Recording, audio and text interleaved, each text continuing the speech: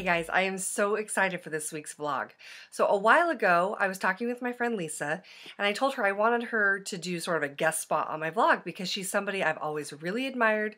She's a good friend that I just think is just generally winning at life and being awesome, and she's a little further down the road in parenting than I am, and I look at her and think, yes, that's where I want to be in a few years from now. So, in the meantime, her book came out. She wrote a book!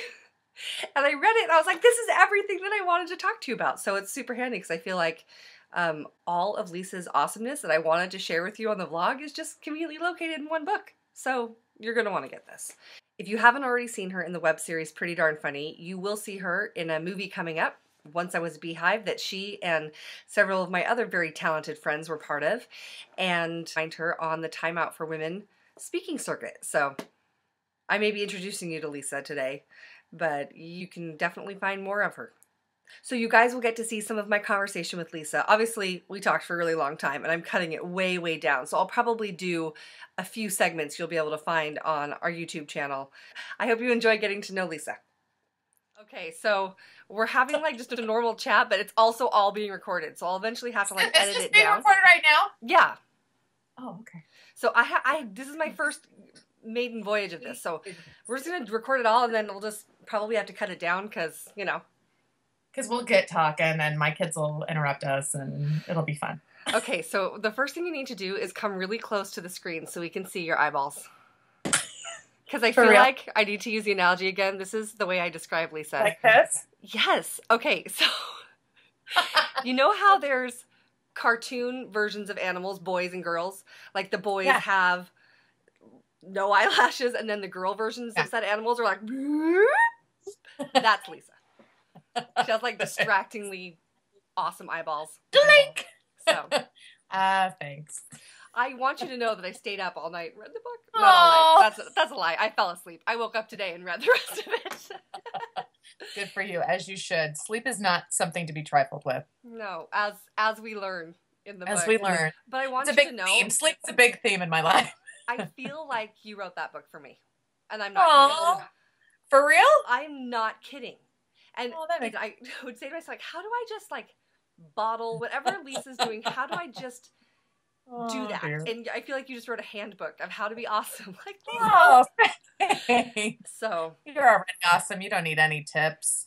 Well, I remember when I was pregnant with my first. I was pregnant with Bennett when you were pregnant with Hugh, and you had Hugh just a few days before Bennett, and I had Bennett, and I remember saying to you shortly thereafter, I don't understand how people have more than one baby.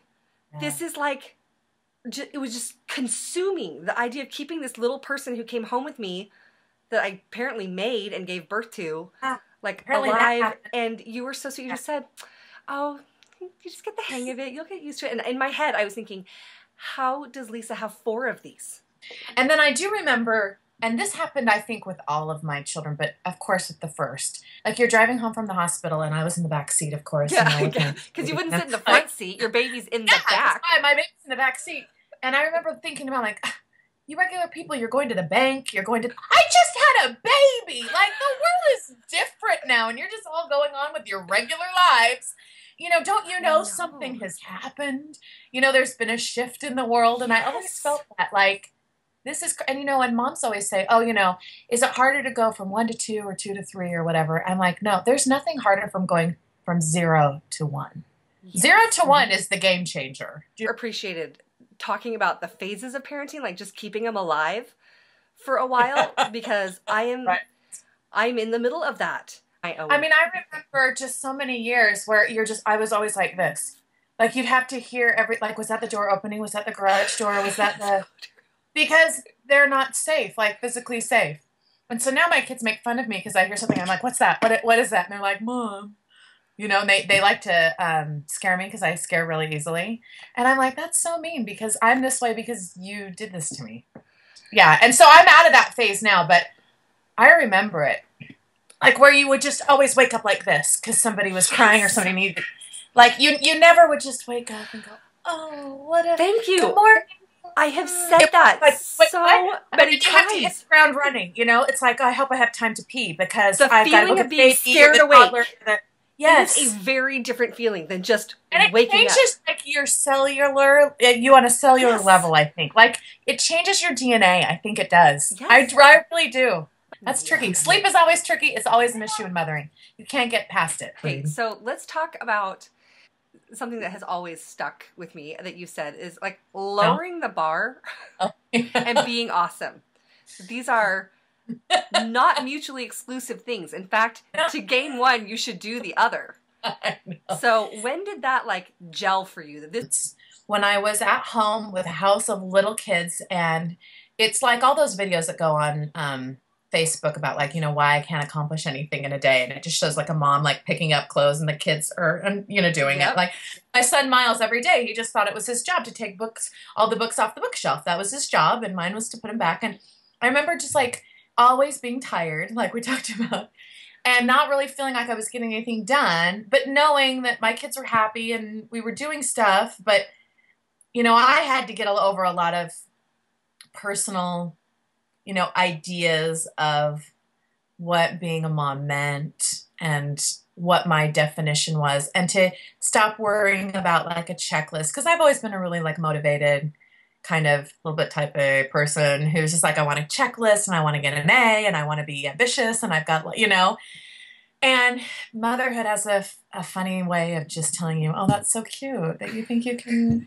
be in adorable. charge. You're darling. And I had to come to a place where, like, if the highlight of my day was being able to drive through Wendy's to get a junior bacon cheeseburger, then so be it. That's the highlight. Yeah. But, you know, and if I needed to do those kinds of things to make, just to feel like, well, that was a little something for me, then I could get on my day and that's just fun, you know? And saying it out loud, like I would realize, oh, okay, so my idea is, well, the kids are alive, we're all really happy, and I got a junior bacon cheeseburger. Like, this is a really good day. That's lowering the bar. Do you know what I mean? Instead of saying, well, I didn't write a 20-page paper on King Lear and feminism. And it's not getting caught up in, like, a busyness competition when someone's like, oh, it was so crazy. I went and volunteered at the school, and then I fed the homeless, and then I, you know, Save the Owl's Habitat project. And it was like, and that's great for them, but I just... The idea when you talked about busyness is not a virtue. Oh, yeah. That, like, being busy in and of itself is not the thing we're striving for. Like, whatever you're doing, you better be busy. Isn't it crazy, though? It's like a competition now. Yeah. The old me would have gotten really caught up in that, like, oh, I didn't get to do that. I should do those things too. Oh, wait. Oh, okay. Wait, what are we doing? What's everyone doing? And this is the era of knowing what everyone's doing at almost every minute of the day. I know, because I feel like I'm a grandma of the internet. I always tell them I'm a grandma of the internet age, and thank goodness. Yeah. When you started having babies, I did not have Facebook and Instagram and Pinterest and stuff. Like, I see that as a blessing. And I realize that makes me seem old. And now that I have teenagers now, I'm in that, obviously, phase, which is in and of itself, that's a weird thing to see what your kids post on. We're not even going to talk about that, but that's key. Expectations can be troublesome sometimes. Yes, they Adjusting expectations. Yeah. That is something I'm doing all the time. So you've checked off some huge items off your bucket list in the last, like, year. Yeah, You've seriously. written a book. Big ones. You've made a TV show. You're in a movie. In addition to all the other amazing creative pursuits you have, how'd you do that? I know. It sounds... Here's the honest truth, and this may sound obnoxious, and I don't mean it this way, but, like, I just feel like certain opportunities came to me, and I just said yes, even though I was really scared, and I did it even though I didn't know what I was doing, and that's how I did it. Like, I didn't set out at the beginning of the year to go... I mean, I had these goals in the back of my mind. I just realized that there's a lot of people that just do stuff. They don't wait to ask for permission or wait for everything to be perfect. It's just, you know, sort of getting caught up in a wave. Well, so it has been a really exciting year, and it's been really fun, but it's also been really unexpected. It's fantastic. I could not be happier for you and all your achievements and successes. I get a little weepy when I think about it. I'm not kidding. But I will tell you, over the last, like, year and a half, I've never been so uncomfortable in my life. You know what I mean? Like That could just be a good thing, right? yeah, which has led to some really great things. But I've been really like inside. I feel like this all the time. Like I feel like that a lot. I wanted to ask you about the idea of focus, not balance. That was, I loved that put into words for me. Like I have felt that, but never been able to be like, it's focus, not balance, because it's just maddening to think that you're supposed to balance, because that implies everything gets equal attention and value in your life, and that's never the case. And I looked at my life and I looked in the future and I just thought, no, if you're telling me that I have to live a balanced life, then I'm setting myself up for failure. And every time somebody would say, oh, it's just all about balance. How do you find a good balance? Well, how do you balance? Like, it would make me like rage inside. I would rage. I had that. And I thought, I wonder why I'm having such an emotional response to this word. Like I hear the word balance and I just roll my eyes. Like, yeah, okay, you go ahead and have a nice, you know, like work-life balance or creative pursuit or sleep balance or, you know, no, because your kids need different things at different times of their lives. And yeah, that's just not how life is. And so when I started thinking about it as focus, like, okay, right now, my kid needs me, we're doing this, just focus on this and stop thinking about that other thing. We all have that gift to know what focus is needed in our life. Yeah. Like which kid needs focus at this moment, which I can let these things go for a while because I'm focusing here. And I feel like when we listen to that, it becomes so much more productive to have focus in these different areas of our life rather than trying to somehow equalize it. Like, yeah, this year looks like I'm super busy. Like, you made a movie and wrote a book and da-da-da-da. Well, I didn't do all those things at the same time. They just happened to come out at the same time. And so people will say, oh, you have 5 kids. Like, are you just never at home? And I'm just like, oh, no, there were years, most years, where I just kept my kids alive. Like, I didn't do any, like, this is just while my kids were at school for a couple of years. Like, social media and the way that things come out, it makes it appear like I'm doing all these things all the time for the last 17 years.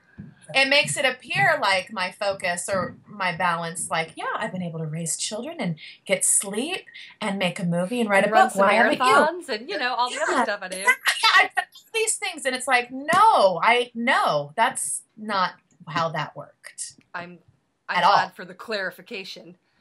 Like it's just so great when wonderful things happen, and not just happen, but you created this goodness, and you created this positive, loving, putting great things out in the world.